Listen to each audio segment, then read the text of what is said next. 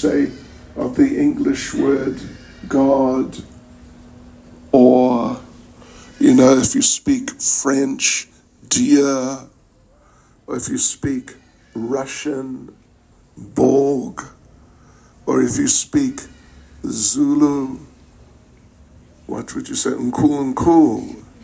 Is that right? Nkulunkulu, yeah. And when we heard that term, it kind of flows off the tongue very nicely. Nkulunkulu. Did I pronounce it okay?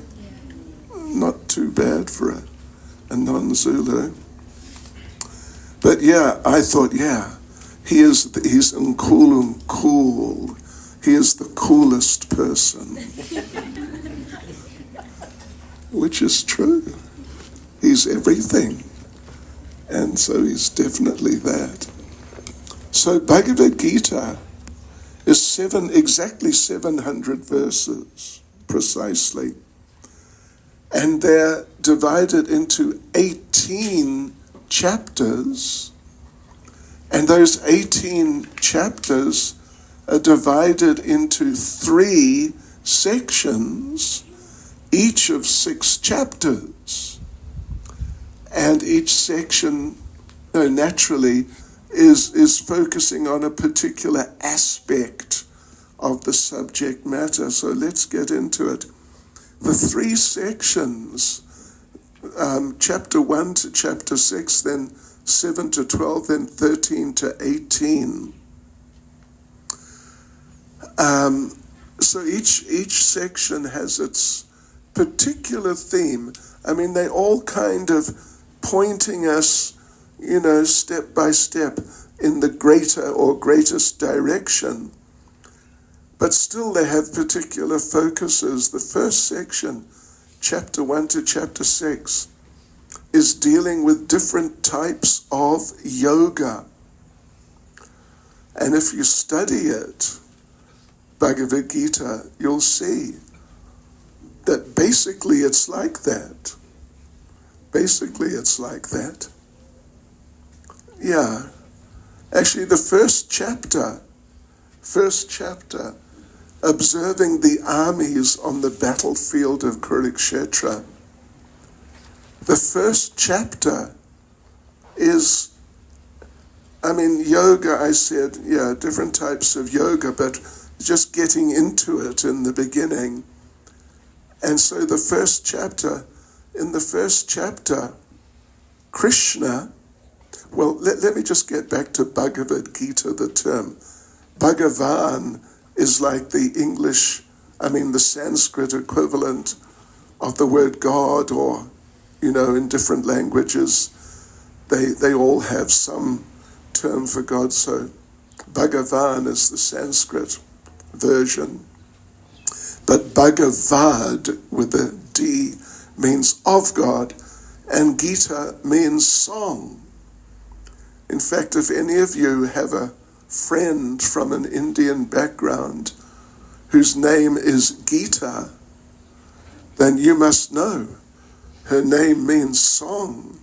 And she's like, she may be a singer and, like that.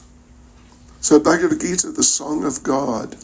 So in Bhagavad Gita, Krishna, who's taken to be the Supreme Lord, Bhagavan, or God, he's speaking to his associate disciple, his cousin in that sense, sort of as a relative, but also as a disciple.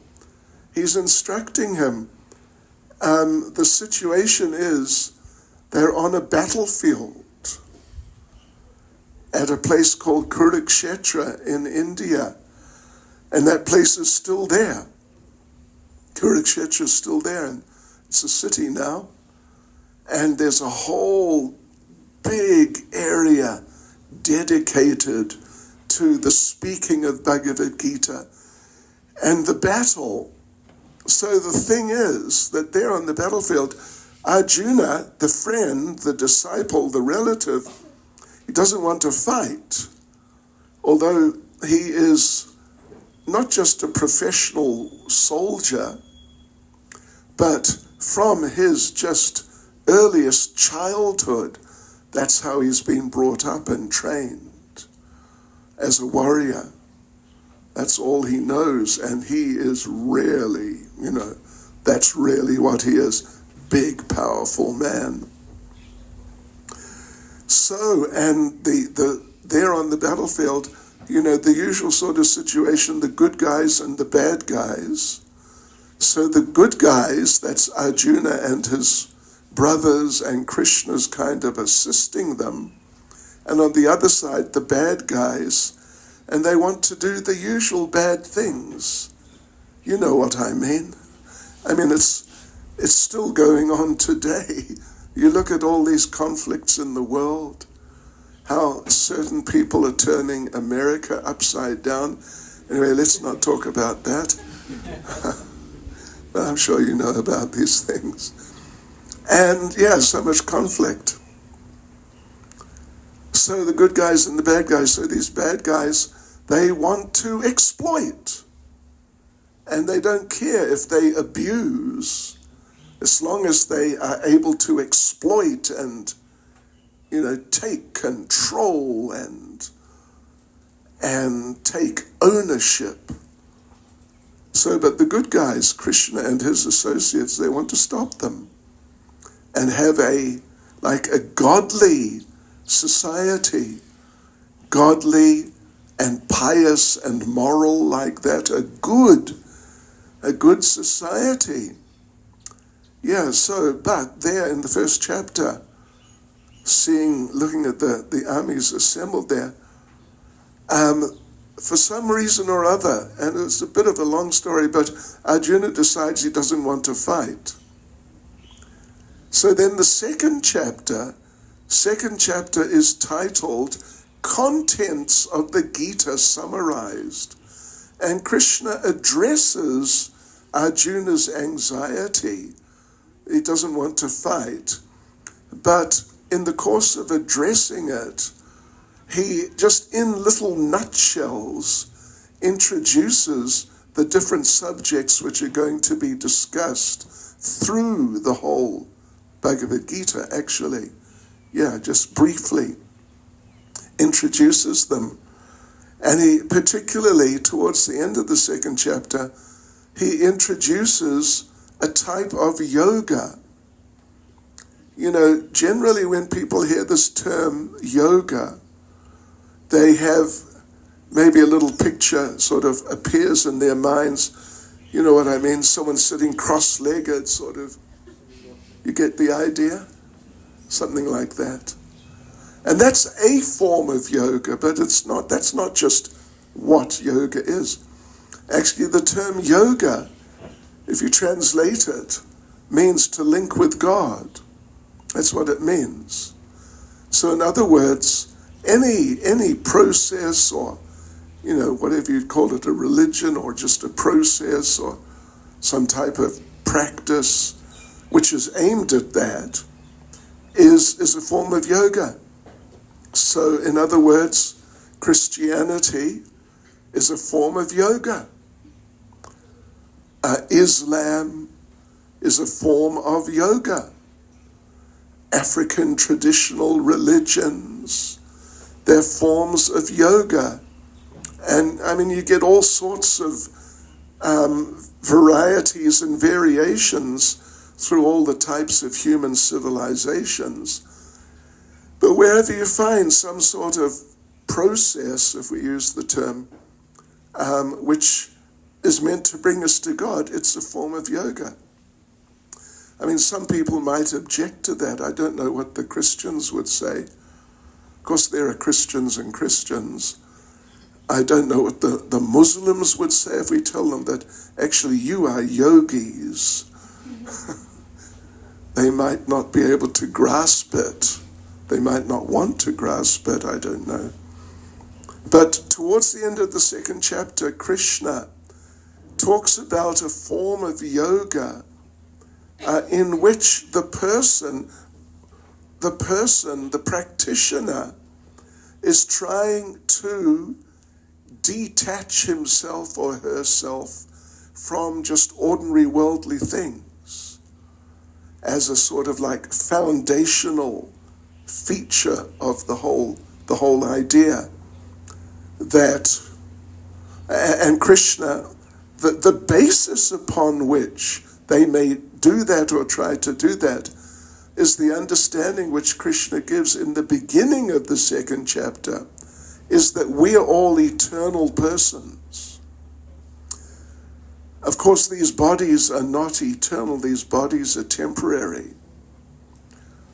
But within the body, there is an eternal person who is animating and giving consciousness to the body, which is otherwise, the body is just a combination, very sophisticated combination, but nonetheless just a combination of ordinary material elements. Like, I don't know about you here in South Africa, but I was born and raised in New Zealand. And when I was at school, long time ago, when we studied chemistry, we were told that our bodies are something like 70% water. Is it the same in South Africa? Or is it more water or less water? But it's something like that, isn't it? That's what they say. Not just they say, but scientifically it really is actually a fact. And it's the same water. I don't have a cup of water here to demonstrate with, which I don't need, so don't worry. But, it's the same water that comes out of a tap, or the same water that comes out of a bottle of, Valpray or whatever it may be, some bottle of water. And then there's some, what would you say, calcium. Our bones are made of, I think mainly at least, calcium. Yeah. And, there's some sulfur and whatever else. But actually our bodies can be analyzed, 100% analyzed in chemical terms. Yeah. But how is it that this body, our bodies, are alive, but some other material structure, like this building, which is composed in one way or another of the same materials, is not alive? Well, the difference is the presence or lack of presence of a living spiritual person. And just like if you have a watch, nowadays the watches are normally battery powered. A lot of them, at least. I've got one here. It's a Garmin. And it's pretty good. The battery lasts 2 weeks. I had an Apple watch. It lasted 24 hours. I was not impressed, I'm afraid. Right, so yeah, but it's just, it's a machine, and it moves, and it gives information, but it's not alive. Yeah, so similarly, or even if you just take a human body, a dead body, maybe you've seen a dead body at some point in your life, and it's just like our bodies, but it's dead. So in Bhagavad Gita, Krishna explains that that's because the living entity, we can use the term soul or spirit, soul, has departed. And just like if you have your watch, your battery-powered watch, and you take the battery out, it just stops, and you can do what you like with it. But it won't start working again, unless you put another battery in. So that point is there. And Krishna gives, at the end of the second chapter, also the sort of like little, you could almost say slogan, it's almost like an English mantra, is that we are not these bodies. Yeah, we are not these bodies. These bodies are like vehicles. And, you all came here in some sort of vehicle. But the vehicle had a driver. Yeah, so similarly, our bodies are like vehicles which currently have drivers, and therefore, they're alive and doing things, this and that, and acting in intelligent ways. In this country, you got to drive on the left, in other countries on the right, and you got to stop at the red lights and obey the speed restrictions. And the cars, the buses, the vehicles do that, but it's because there's a person inside. It's not just that they do like that automatically. So therefore, at the end of the second chapter, Krishna raises the point that because we're not these bodies, we're actually eternal spiritual persons. We shouldn't get too caught up in the body and, try and sort of beautify the body and make the body the focal point of our existence. How to keep the body comfortable and, dressed in some jazzy type of way. All this sort of thing. We shouldn't bother with that because we're not these bodies. We're eternal spiritual persons. So we should detach ourselves from this way of life, which is, in terms of what we really are, eternal spiritual persons. These ways of life have basically got very little at best or even nothing to do with that. So that's the end of the second chapter. Then the third chapter is titled Karma Yoga, which that first type of yoga, there are different types of names which are given to it, just like detaching, but it can be called, one thing it's called is Shat Chakra Yoga. Different forms, different names. Hatha Yoga, to some degree as possible. So, but the third chapter is called Karma Yoga. Now it's another form of yoga, but it's related. It's related in principle or in essence.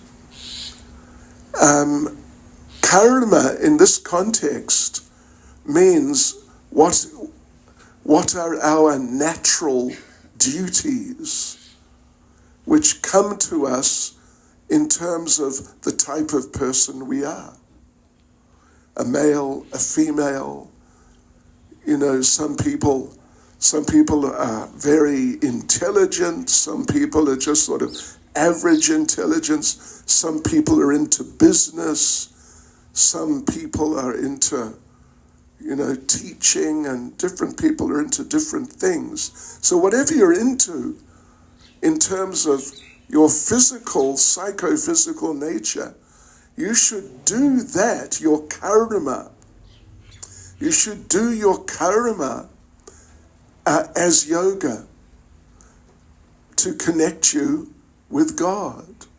Yeah. The idea of just becoming detached, it's more like just a simple physical thing. Through detachment, you may be able to separate yourself, withdraw from being caught up in this world, and then you'll have more time and consciousness available to focus on God. So that's the third chapter. Krishna explains how you can do your natural duty, depending on your psychophysical nature, But instead of just doing it for you, but do it as a service to God. And in other words, being detached. Being detached. So the detachment is there. But now you're adding to that detachment by, instead of doing stuff for you, doing the very same things that you would do just anyway, doing them as a service to God. And that's what Krishna tells Arjuna, because Arjuna was a warrior, like a soldier, as I mentioned. So Krishna tells him that you should fight, but not just for you. You should fight as a service to God. Right, and being detached from your own personal interests, what's in it for me, looking out for number one, that sort of thing. So it's a very nice development, very nice and natural development of the theme that's presented at the, like what Krishna says at the beginning of the second chapter, then at the end of the second chapter, it evolves and develops further there in the third chapter. Then in the fourth chapter, which is called Transcendental Knowledge, Krishna basically, there's some complexity in the fourth chapter, but basically the main thing that he presents is he presents God. He hasn't done so far. This is now the fourth chapter. He first develops or presents the idea of God, of himself as being God. And, how these things should be done for him, actually. Yeah, so it's very interesting. Krishna explains how he appears in this world, why he appears, under what circumstances he appears, and what he does when he appears. And particularly does a few things. The main thing he does, well, there's one verse. Those of you who are a little familiar with Bhagavad Gita would remember it. Paritranaya sadhunam. It's chapter 4, verse 8. Means he protects. And not just protects, but supports and helps those who are his servants.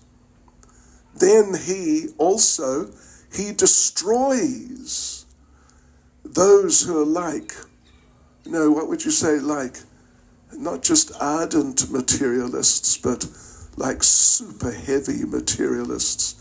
Means, like the Adolf Hitlers of this world and Joseph Stalins, and I don't know here, you might say the National Party, but anyway, all these people, the heavy dudes, the super heavy dudes. Yeah, he comes and sorts them out. And then the third thing he does is dharma, which in this context means religion. Dharma samstapanartaya. He reestablishes principles of religion. Yeah. Now, of those things, of those three functions that he comes to perform, the one of protecting, supporting, helping, and interacting in affectionate ways with pious people, good people, ultimately his devotees, this is something only he can do. Killing the Adolf Hitlers and company, and his pals. And let's not get into modern political stuff, but I think you know what I mean. They get taken care of anyway. It's not that if God did not appear, Adolf Hitler would not have died. He died without God having to bother about appearing. I believe he killed himself even. So, either they killed themselves or one of their friends or one of their enemies kill them, or just time kills them. So this is like a secondary reason for God to appear. And to reestablish principles of religion, well, people come and do that. People come into situations where religion has become neglected, and they get it going again. Yeah, it happens. So it's not that if God did not come, that it would not be possible for religion to become re-established in a situation where it had become deteriorated. But so the main thing is, out of affection for his devotees, the Lord appears, to help them come back to him. Then the 5th chapter is, the title is Karma Yoga again, but specifically as action in Krishna consciousness. Not just the principle that we must do our work. Arjuna, he's a warrior, he must fight. And you are a student, are you? You're a student. So you should study, at least with a type of a goal of service to the Lord. Or if you're what do you do? You work. She works. What sort of work? I'm in law. Oh, you're a lawyer. Almost, okay. So anyway, you can be a lawyer for God. Sure you can. Right. So not just the principle that this is what should be done, but Krishna goes into more detail about how you may do that. How you can execute your normal duties, which you're going to do anyway. You're just going to do the same things anyway. But now you can do them in a God-centered type of way. Then the 6th chapter, which is the last chapter of this first section, it's called Dhyana Yoga. This is another form of yoga. It's like the 3rd form of yoga. There are many. Dhyana means meditation, focusing the mind on God. Dhyana Yoga. Dhyana means to meditate. Now, another form of yoga, which is, referred to, but not really sort of explored so much, is called Jnana Yoga with a G. It's the same, but Dhyana has a D and Jnana has a G. Dhyana means to meditate, focus the mind. And Jnana means knowledge. That you can develop your relationship with God on the basis of understanding him. Yeah. But it's a different form of yoga. So anyway, Dhyana Yoga, which is, I don't want to complicate things too far, but it's part of what's called Ashtanga Yoga. Ashta means 8, Ashta Anga, 8 limbs or sort of 8 divisions of different aspects of this particular yoga. And one of the main divisions is the meditation. However, devotees and friends, right at the end of the 6th chapter, Krishna introduces what he describes as being the highest form of yoga. And let me just read that verse to you. It's chapter 6, verse 47. And Krishna says, bit of Sanskrit, listen to this, it's very beautiful. Yogi nam api sarvesham madgaten antaratmana Shraddhavan bhajate yo mam same yuktatamo mataha. Which means, and of all the yogis, the one who with great faith always abides in me, thinks of me, within himself or herself and renders transcendental loving service to me, that yogi is the most intimately united with me in yoga and is the highest of all. And then Krishna makes a very interesting little point right at the end, says, that is my opinion. So yeah, this form of yoga, Bhakti Yoga, Dinesh mentioned Bhakti Yoga, and I'm sure he's mentioned it to all of you before. Bhakti Yoga, see, like you got Karma Yoga, I already talked about a bit, you remember, that you do your duty, whatever you're going to do anyway. If you're a lawyer, you do law. If you're a business person, you do business, but as service to God. So now, or Dhyana Yoga, you fix your mind, or Jnana Yoga, you try and understand with your intelligence. But now Bhakti Yoga is comprehensive. It includes everything, all these other things. It includes knowledge. It includes meditating, remembering the Lord. It includes doing your duty as a service. It includes chanting of mantras, which is another type of yoga. It includes all of these, Bhakti Yoga, so it's like all-encompassing, all-embracing. And therefore, Krishna describes it as being the highest of all. And then he makes this interesting little statement. In Sanskrit, it is sa means that, me, yuktatamo, that is the opinion of me, mataha. That's what I think. It's interesting, he's God, but he doesn't say, listen, Madam Lawyer, I will tell you what the laws are.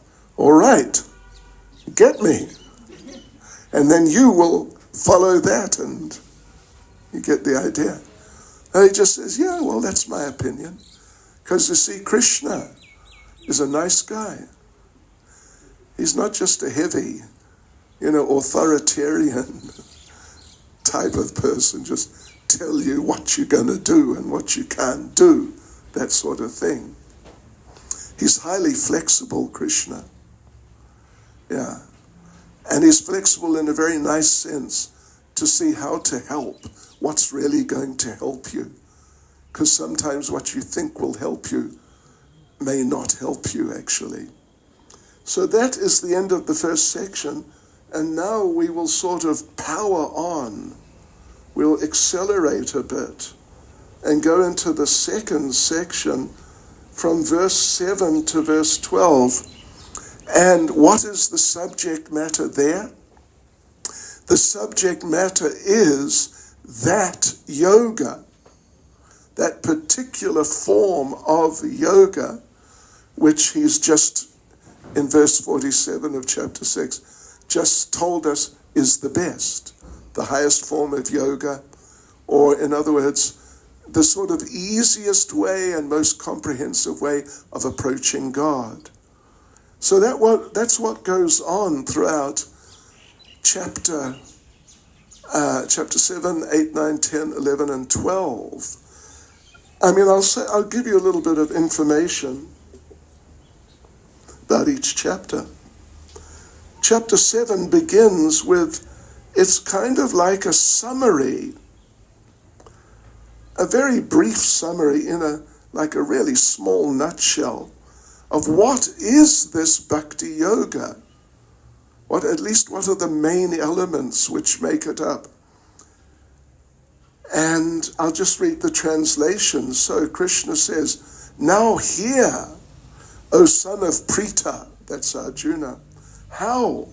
By practicing yoga, point 1, in full consciousness of me, being fully conscious of God, with with mind, I mean, in terms, conscious in the sense of understanding, appreciating, awareness like that, with mind attached to me. In other words, the attachment is there, like relationship is there. You can know me in full, free from doubt. You can know God in full. That's a lot. Because, I mean, who can say they know themselves in full? Can you say that? That's good, yeah. You understood that point. You got a very important point. But it's true. We don't understand ourselves completely. Have you ever done something stupid? Anyway, okay. But have you ever done something stupid and thought, why did I do that? What on earth happened to me? Well, why did you do that? Because you didn't really understand yourself and what to do and what not to do, so you did something stupid. And afterwards you question yourself, what sort of silly fool am I? Yeah, so this is, in a very small nutshell, at least some of the main aspects of Bhakti Yoga that we should understand him. We should have a relationship, be attached to him, and, be conscious in whatever we're doing. We should be able to look around and think, like, here we have a plant. So, what's this plant? It's not just some nondescript plant, but this is actually a plant which belongs to God. Yeah, this is God's plant. And we should see it like that. And we should be respectful towards it like that. And all these other plants. And what to speak of the people. You know what yesterday was, right? Well, it was a holiday. But you know why it was a holiday? What was it? Human relationships? Human rights. Human rights. Yeah. We should accord other humans the same rights we feel we should have. And not feel that, I'm special, I'm better, something like that. And therefore, I should have more rights. I mean, that's really bad. That is the basis, of racism, isn't it? That's the basis of sexism. My great-grandmother in England was a suffragette. You know what suffragettes were? They were women who were fighting to get the vote.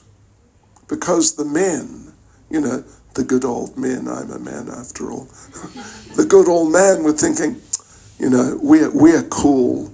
And these women, these poor little women, what do they know? They're better off just cooking and cleaning the house and looking after the babies, and we'll do the important stuff. Right? This is sexism. And, congratulations to the South African government. I mean, not for so many things, but at least for that.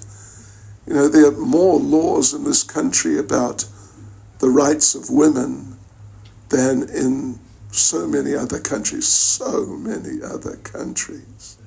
Like in Russia, I used to spend a lot of time in Russia, and I speak Russian.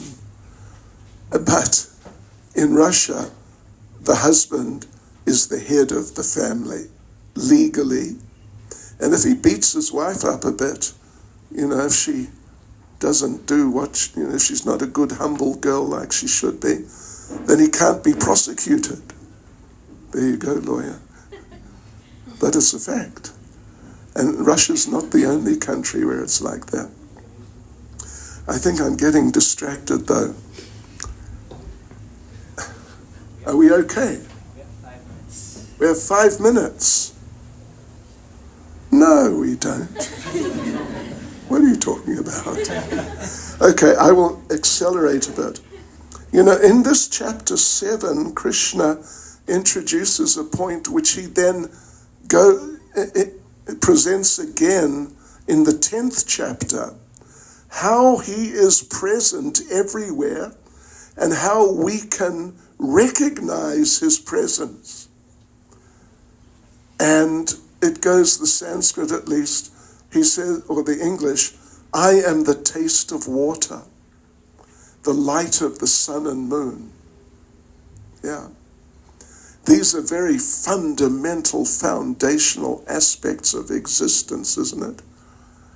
You know, if there was no sun, if there was no water, where would we be? Well, we wouldn't be. So he says like that, I am, these things are like manifestations of me. Even later in the 10th chapter, where he goes much more into it, he says that of fish, I am the shark. And believe it or not, I used to surf when I was young. Oh yes, I used to live to surf in New Zealand and Australia. And I saw sharks. I mean, sharks sort of came to get my association a few times, but I managed to get away. Gee whiz. Yeah, right. So, but it's not that when you see a shark that you should think, it's my Lord, it's God. I must swim out and embrace him. Don't do that. But you can just recognize that God has manifested this practically unique being who has no natural enemies other than humans, you know, and so powerful, and what a thing. And you can recognize that only God could do that. So on we go. The 8th chapter, Krishna talks about different circumstances under which a person may die. And he makes the point that if you are engaged in yoga, and particularly bhakti yoga, devotional service to himself, to God, then it doesn't matter what the circumstances are under which you die. Doesn't matter. Otherwise, you've got to see that the circumstances are in certain ways. Otherwise, because you're eternal. So if you don't make the proper arrangements for your death, you may be reborn in an undesirable type of situation. Yeah. Then in chapter 9, Krishna explains that this knowledge that he's talking about is the topmost knowledge, the king of knowledge. In fact, I'll read that verse number 1, the translation. It's really interesting. Krishna says, my dear Arjuna, well, no, that's verse 1. In verse 2 he says, this knowledge is the king of education, the most secret of all secrets. It's the purest knowledge, and because it gives direct perception of the self by realization. In other words, you see yourself, not just your body, but you see you. Yeah. So therefore, because of that, it's the perfection of religion. It's everlasting and is joyfully performed. That was chapter 9, which is called the most confidential knowledge. Then 10 is this whole list of Krishna saying, I mean, basically, I am this, I am that. In other words, we can recognize his presence in this world very easily. If we remember these things, when we see the sun, then we can think, oh yeah, that's Krishna. Or at least it's his energy, special manifestation which he has presented. Then in chapter 11, are we okay? Not quite, but anyway, okay enough. In chapter 11, Arjuna, having heard Krishna say, I am this, I am that, I am so many things, Arjuna says, okay,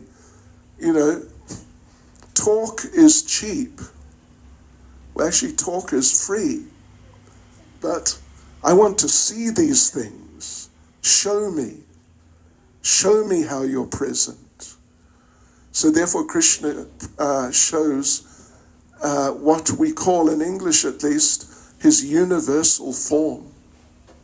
How he is actually manifest all around. He is actually there and can be seen like that. But it's very overwhelming for Arjuna. It's like overload, information overload. And he kind of, he almost blacks out or loses it. So Krishna calms him down and says, okay, I'm there like that, but ultimately I am a person, and I have personal relationships with every living entity, not just the humans, but the animals too, and the birds, and the fish, and the insects, and like the cockroaches. Yeah. We should respect all living entities. Right. And then in chapter 12, it's the last chapter in the section, and he focuses on what is Bhakti Yoga and what state of mind you should have in Bhakti Yoga. So then the last section, actually the second section, chapter 7 to 12 is considered the main section. It's in the center. And the other two sections are sort of there to protect it and to guard it. Like they say, when a king moves, or just any head of state, then there's security in front and there's security behind. And he normally doesn't just sort of walk around, but he goes with his protection. So the last section is a collection of secondary informations, mainly secondary information. So I won't go into it in detail. All right? Yes, thank you. But I'll go into it a little bit. Like, for example, how is this world working? There's a whole chapter on how this world is working. And it's called the 3 modes of material nature: goodness, passion, and ignorance. These are taken to be specific forces, energies which influence people. Some people are very, active, and they just, whatever they do, they just go for it. And even they may over-go for it, and, they're that sort of person. Other people are much more relaxed. They'd rather sleep. That's people who are more in ignorance. People who, on Sunday morning, what morning is it? Tomorrow? It's Sunday morning. When they wake up, first of all they think, got to get up and go to work. But then they realize, hey, it's Sunday. I can sleep in. And they think, good, let me sleep. So anyone who wants to sleep more and more and more than they need, they're kind of in ignorance, and they appreciate being in sort of, it's almost like a state of death, actually. Sleeping, yeah, totally unconscious. Yeah, so that's there. And people in those different modes are described. Foods, like, for example, people in goodness, they will like foods which are very healthy and very pure and clean, nice foods. People who are in passion, They will like very intense foods like chilies, and even, to some degree, ginger and things like that. They're more in passion, particularly some types of chilies. Yeah, anyway. And then food and ignorance. It's food which is like stale and old. And people in ignorance like food which is stale and old.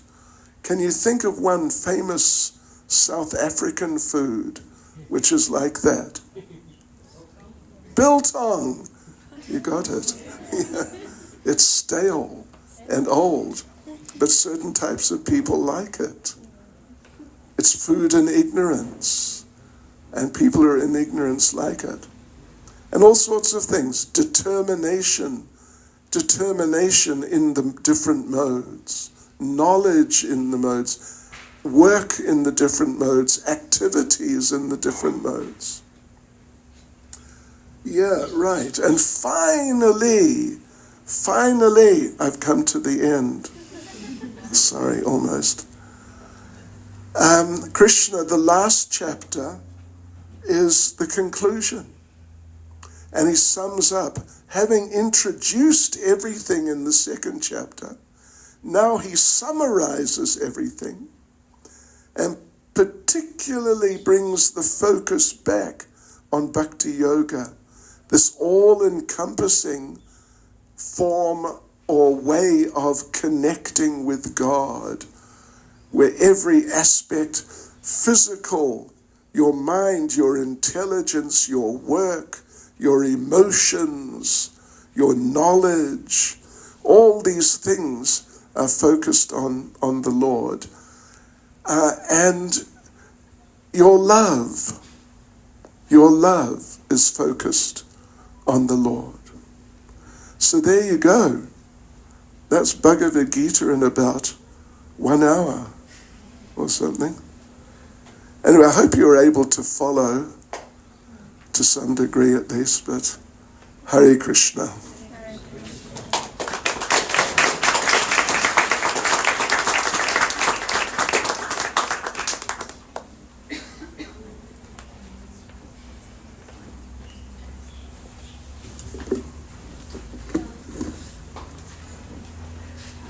I think we all can do a bit better, everybody.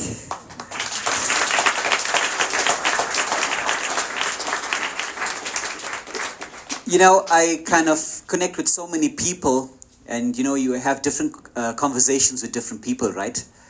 About many things. But it's very rare when you come across a person with such profound knowledge. Do you all agree? So this is very special, everybody. And Maharaj, so we address our guest as Maharaj, and we've spoken about it on the course. We are really grateful to you for sharing such profound knowledge with us. I'm sure you all took something away. Do you all agree? And we do apologize that we only restricted you to 1 hour. We could listen to you for longer, but we hope that you come again and enlighten us. Do you all agree? Would you like that? Yes. I can't hear you guys. That's not convincing. Okay, friends. So, we want to move along. We would kindly ask Maharaj to maybe ask 1 or 2 questions because we have some gifts to hand out. Okay? Maharaj, would that be okay? Okay. Right. Yes, okay, so, dear devotees and friends, what sort of gifts have we got? I might like one. Water bottles and Bhagavad Gitas, sort of 2 ends of the scale. Okay, so now, please tell me, well, put your hand up and you'll see who's first hand up. Is it? Yes. Yes. So put your hand up, don't just shout out, put your hand up and tell us, what is the subject matter in the first section of Bhagavad Gita? There's a hand, I see a hand. Yes. Well, that's the first chapter. I mean, the first 6 chapters, the first section. We got a hand there at the back. Yes. Yes, sir. That's it. Okay. Well done. But she also tried hard. She must get something too, this lady here. Okay, please come forward and get your... Come forward, Kenda. No, You also. Please come. you'd pretty, yeah, sure, why not? So this, oh, okay. Hare Krishna. Hare Krishna, well done. Yes, indeed. And when you drink your water from here, don't just think of Telcom, but think, Krishna is the taste of water.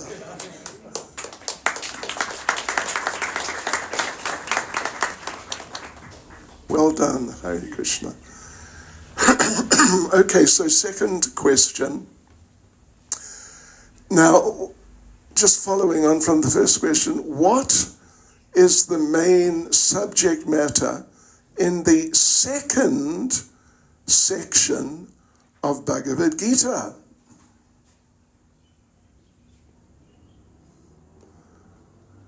Do I need to say it louder? Or are you just very humble and don't want to become prominent? Oh, no, you can't. No. If you already got a prize, you already got a prize. You tell the person next to you. And So come on. It was discussing... I just didn't make it clear enough, did I? See? I'm not a good teacher. Okay, anyway, it was discussing that highest form of yoga, Bhakti Yoga, which was introduced right at the end of the 6th chapter, or at the end of the first section. So what then, I mean, if you didn't get that, I don't know if you'll get this, but what is the subject matter in the 3rd section from verse, 13 to 18? Sorry? What? Yes. No, she's answering. It's loud and clear. Another form of yoga. Well, you mean like secondary knowledge? Yeah. Yes, that's it. She got it. And you also, when you're drinking your water from this nice bottle, please remember Krishna, because Krishna is also bluish. Okay. Then what then is the subject matter, I mean just in a broad sense, of the last chapter of the whole Bhagavad Gita? Yes, madam, tell us, please. I think that's the 3 modes of existence. Well, you mean, what do you mean? Let me tell you what you mean. You mean it's a summary of all the information given before. Well done, you got that. Come and get your...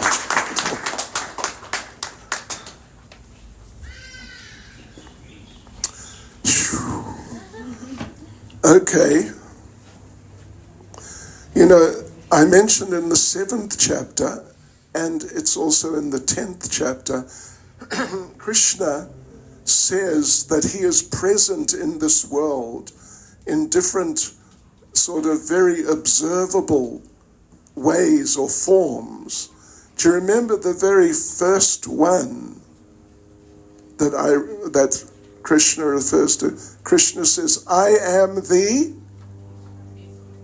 taste of water. Well done. Come get your bottle. Good on you.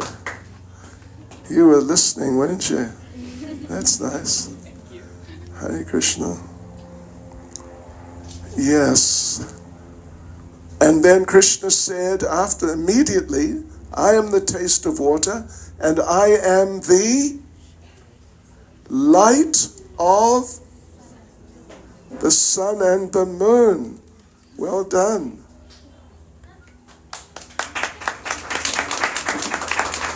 Are you a student or a lawyer?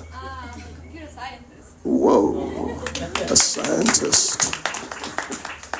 Okay. We got a little more, yeah? One more? Okay. Well, all right, here we go. In the second chapter of Bhagavad Gita, what knowledge, what subject does Krishna focus on? How we... Yes, sir. What's that? He said attachment, detachment. Okay, well, yeah, that's at the end. So let's give him a... There you go. But, yeah, that's at the end of the second chapter. But it's on the basis, why should we be detached? Because we are not these bodies. And we're attached to, different things because we think we are these bodies. So, and now? And more questions? No? Move on to some handing out of Bhagavad Gitas and then some certificates and Wow, okay. Okay, so while I was here driving from campus to the center, we had this wonderful student with us who's all the way from Germany, Vanessa. So I told her that, just briefly what's going to happen today. It's the first time she's come, and I told her about the Bhagavad Gita, and she said she'd like to have a copy. Vanessa, please come forward. It's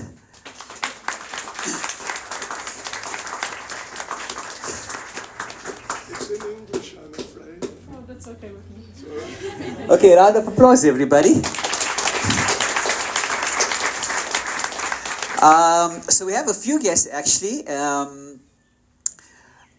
Lofa. Where is Lofa? From Sweden. Please come and get your copy. And followed by her friend Katie. Yeah.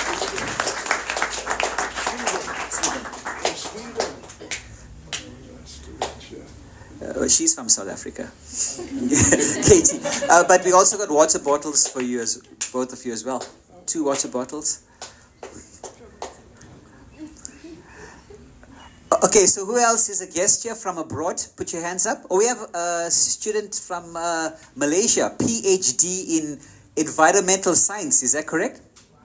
Kind of. Okay, please come.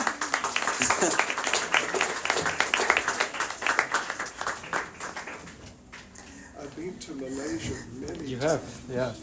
And I know when you're speaking, you must say la, right? Sometimes. It depends, depends on the context where you use it. Yeah, Quite a lot. yeah it is. Okay, la.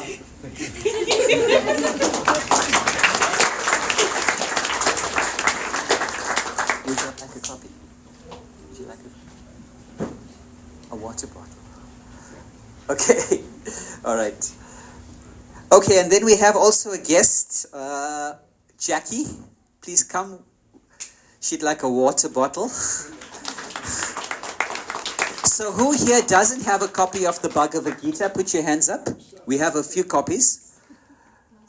Okay, you'd like a copy? Okay, so please come forward. Vincent, please come.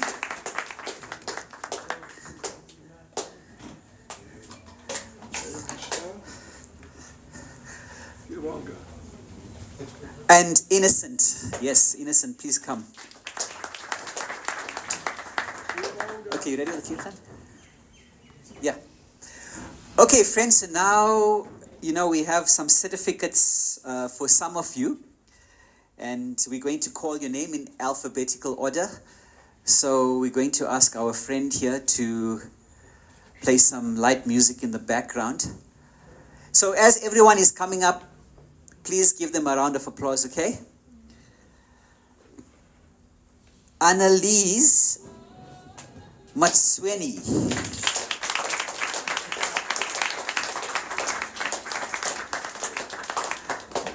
Anisha Nanku.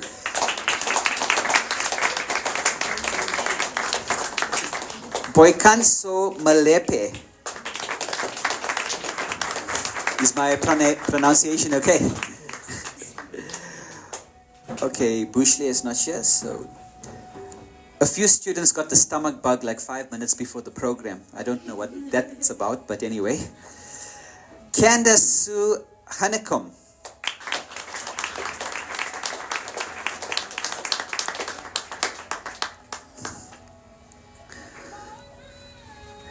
Okay, so afterwards, whoever got the certificate can come to the front here or in the garden and take a picture. Where's our photographer, Sam? Sam will take a picture, okay?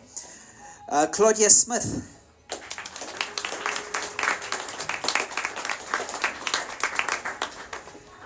So I don't know what happened today, but you know, on the online course, the responses and answers to the questions was phenomenal. I don't know if you all are overwhelmed by the moment, but nevertheless, Druti Dida.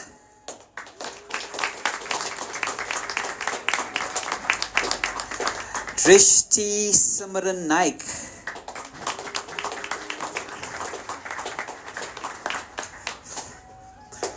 Fiona Naidu. Followed by her good husband, Kumaran Naidu.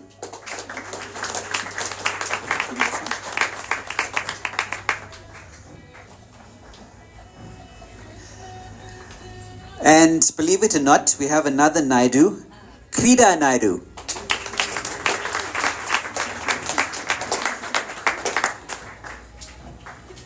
Karishma Maharaj.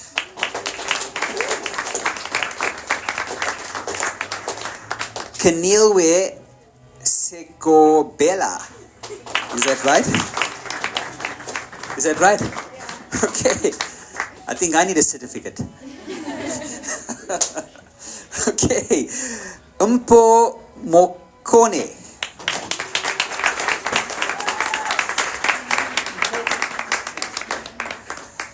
You know, on the course, Umpo came up with those brilliant questions that we asked you all.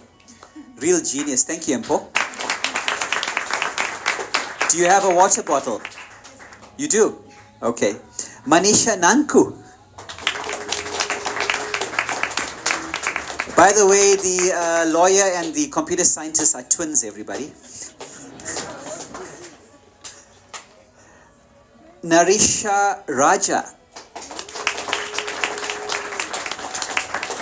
She's not here. Olivia Mokolo.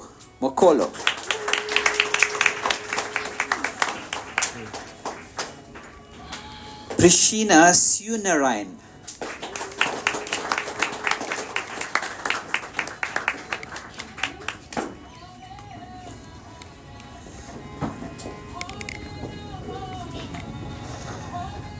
Okay, friends. Can you just put a little soft? Now, I want you all to actually stand and applaud for this person. And I tell you why. You know, he works in the background. He picks up the food. He's not young like you guys, okay? But he doesn't want any recognition. He's one of the most humblest and most inspiring people I've met in my life. So let's put our hands together and stand for the person that brings us the food and makes our stomachs happy, Raveen Govind.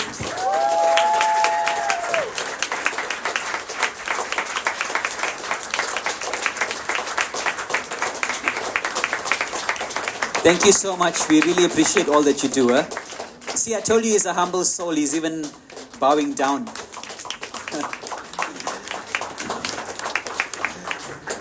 Okay, I don't know who's going to take his picture, but our photographer, Samora Lucanio Dodwana.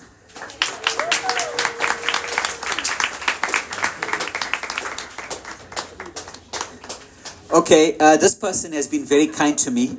She told me I don't have to pronounce her full name. Thank you.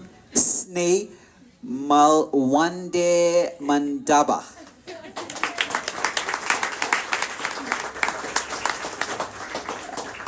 Shivam Naik.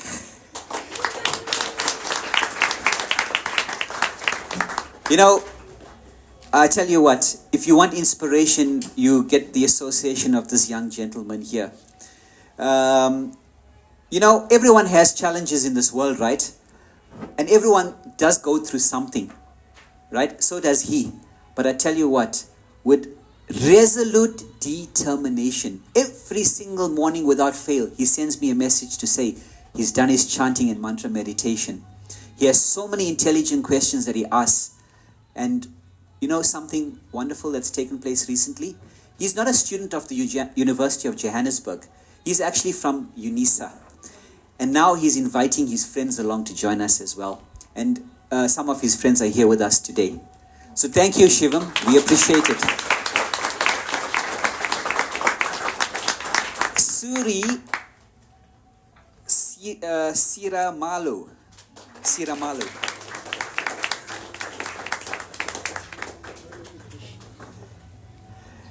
Tekulunga Delamini. So she's all the way from Swaziland.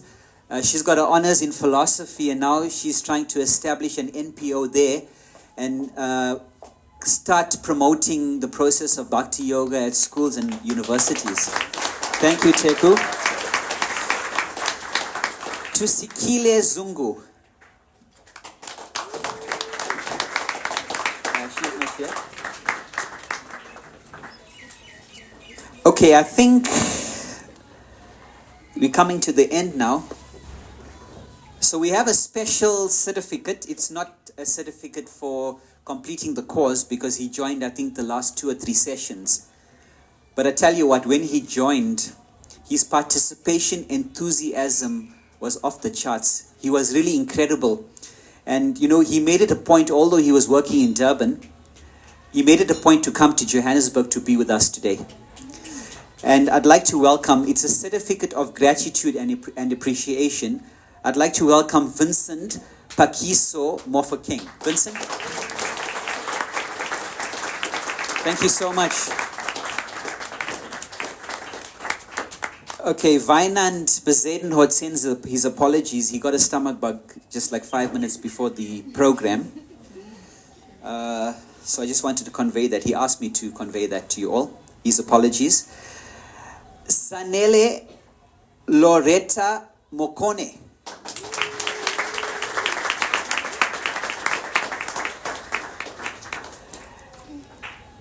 Okay, and I think that concludes the ceremony to hand out the certificates. I just want to go through this. A round of applause to my little niece for assisting with the certificates. Drishti Maharaj. Thank you, Drishti. I think we should give her a water bottle. She's got a copy of Bhagavad Gita. Okay, Drishti, you go and collect one from Maharaj.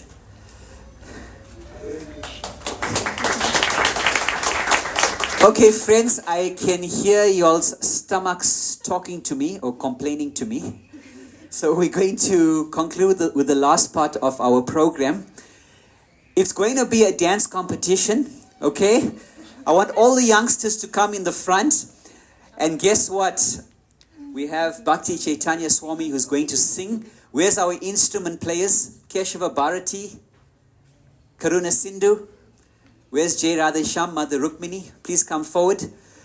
So there'll be a special prize for the person that dances the best and sings the loudest. Okay?